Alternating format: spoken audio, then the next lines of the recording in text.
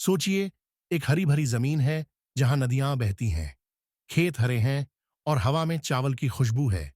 लेकिन अचानक ये शांति टूटती है।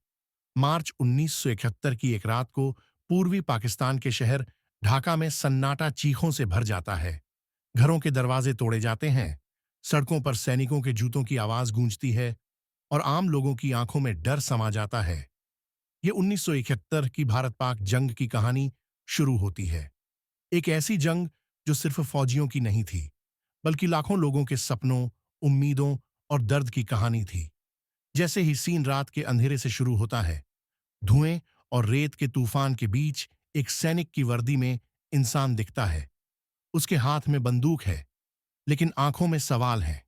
मेरी आवाज हवा में गूंजती है कि आज हम एक ऐसी कहानी सुनाएंगे जो भारत और पाकिस्तान दोनों के लोगों के दिल को छुएगी। ये ना जीत का जश्न है, ना हार का गीत, बल्कि एक सच्ची कहानी है जो दोनों तरफ के सैनिकों, आम लोगों और उनके परिवारों की मेहनत को दिखाती है। सब्सक्राइब बटन दबाइए और इस लंबी जर्नी में हमारे साथ चलिए। अब सीन बदलता है और हम 1970 के इलेक्शन के दिनों में पहुंचते हैं। पूर्वी पाकिस्तान के गांव और शहर जिंदगी से भरे हैं। लोग वोट डालने जा रहे हैं। उनकी आंखों में नई उम्मीद है। बंगाली लोग अपने हक और पहचान के लिए आवाज उठाते हैं।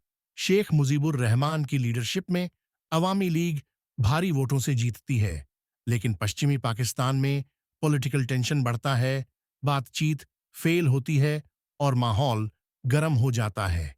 पूर्वी पाकिस्तान के लोग सोचते हैं कि उनकी आवाज दबाई जा रही है, उनके दिल में गुस्सा भरता है। दूसरी तरफ पश्चिमी पाकिस्तान के नेता कंट्रोल बनाए रखना चाहते हैं। उन्हें लगता है कि ये देश की यूनिटी का सवाल है। सीन में एक गांव दिखता है जहां एक बंगाली किसान अपने बच्चों के साथ खेत में काम कर रहा है। उसकी बीवी घर में खाना बना रही है। लेकिन रात होते ही सैनिक गांव में घुसते हैं। ये 25 मार्च 1971 की रात है जब ऑपरेशन सर्च लाइट शुरू होता है। सैनिक गाड़ियों की लाइट गांव को रोशन करती है, बंदूकें चलती हैं। किसान अपने बच्चों को बचाने की कोशिश करता है, लेकिन गोलियां चलती हैं, घर जलाए जाते हैं और चीखें हवा में फैलती हैं। दूसरी तरफ पाकिस्तानी सैनिक अपने कमांडर के ऑर्डर फॉलो कर रहे हैं। उनके चेहरों पर ड्यूटी का बोझ है, लेकिन कुछ के दिल में सवाल उठते हैं कि हम अपने ही लोगों से क्यों लड़ रहे हैं। रात के अंधेरे में खून बहता है, सड़कें लाशों से भर जाती हैं और लाखों लोग घर छोड़कर भागते हैं। सीन बदलता है और भारतीय बॉर्डर के पास कैंप दिखते हैं, जहां रिफ्यूजी टेंट में पनाह लेते हैं। बच्चों के रोने की आवाज गूंजती है। औरतें अपने खोए हुए घरवालों को याद करती हैं। मर्द बेबसी से सर झुकाए बैठे हैं। भारत में इन रेफ्यूजीज को देखकर सिंपैथी जागती है। लोग सोचते हैं कि ये जुल्म बंद होना चाहिए। भारतीय सरकार उन्हें पनाह देती है, लेकिन साथ ही एक बड़ा प्लान बनता है। बंगाली लड़ाकों की एक टीम मुक्ति बहिनी बनती है। ये लड़ाके सादे कपड़ों में हथियार उठाते हैं। वो अपने घरों को आजाद कराने के लिए तैयार हैं। दूसरी तरफ पाकिस्तानी फौज अपनी चौकियों पर मजबूती से खड़ी है। उनके पास बंदूकें, तोपें और कुछ हवाई जहाज हैं। उनके कमांडर पश्चिमी पाकिस्तान से मदद मांगते हैं, लेकिन डिस्टेंस बहुत है, कम्युनिकेशन कमजोर है और हालात उनके हाथ से निकलते जा रहे हैं। अब सीन बदलता है और हम नवंबर 1971 में पहुंचते हैं। पूर्वी मोर्चे पर जंग छिड़ जाती है। भारतीय फौज बॉर्डर पार करती है। उनके पीछे मुक्ति बहिनी के लड़ाके हैं। नदियों के किनारे लड़ाई होती है। दलदल में सैनिक एक दूसरे पर गोलियां चलाते हैं। आसमान में भारतीय हवाई जहाज उड़ते हैं, बम गिरते हैं और धमाकों से जमीन हिलती है। पाकिस्तानी सैनिक अपनी छोटी चौकियों पर डटकर लड़ते हैं। उनके पास गोला बारूद कम है, लेकिन वो हिम्मत से लड़ते हैं। उनके कमांडर रेडियो पर मैसेज भेजते हैं। उनकी आवाज में थकान और उम्मीद दोनों सुनाई देती है। दूसरी तरफ भारतीय सैनिक अपनी तादाद और अच्छी प्लानिंग से फायदा उठाते हैं। उनके कमांडर नक्शों पर स्ट्रैटेजी बदलते हैं। उनके हवाई जहाज पाकिस्तानी चौकियों पर हमला करते हैं। धमाकों से धुआं उठता है और जंग का शोर बढ़ता है। गांव के गांव लड़ाई में घिर जाते हैं। किसानों के खेत जल जाते हैं। घर तबाह हो जाते हैं और आम लोग अपनी जान बचाने के लिए भागते हैं। अब दिसंबर का महीना आता है। जंग अपने पीक पर है। पूर्वी पाकिस्तान के शहर एक एक करके लड़ाई में घिरते हैं। पाकिस्तानी फौज के जवान अपनी आखिरी सांस तक लड़ते हैं। उनके कमांडर जनरल नियाजी ढाका में बैठकर हालात को संभालने की कोशिश करते हैं। उनके चेहरे पर टेंशन है, उनके हाथ में नक्शा है, लेकिन वो जानते हैं कि मदद नहीं आ रही। दूसरी तरफ भारतीय फौज और मुक्ति बाहिनी ढाका के करीब पहुंच जाते हैं। शहर के चारों तरफ घेरा सख्त होता है। सड़कों पर गोलियां चलती हैं, इमारतें गिरती हैं और हवा में धुआं भर जाता है। पाकिस्तानी सैनिक अपनी पोजीशन छोड़ने पर मजबूर होते हैं। उनके कमांडर आखिरी कोशिश करते हैं, लेकिन तादाद और रिसोर्सेज उनके खिलाफ हैं। अब 16 दिसंबर 1971 का दिन आता है।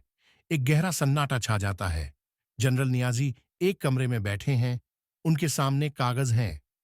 भारतीय जनरल उनके सामने खड़े हैं।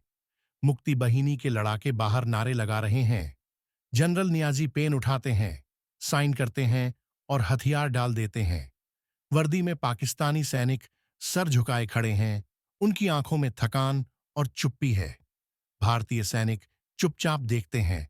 उनके चेहरों पर सुकून है, लेकिन खुशी नहीं। सड़कों पर बंगाली लोग बाहर निकलते हैं।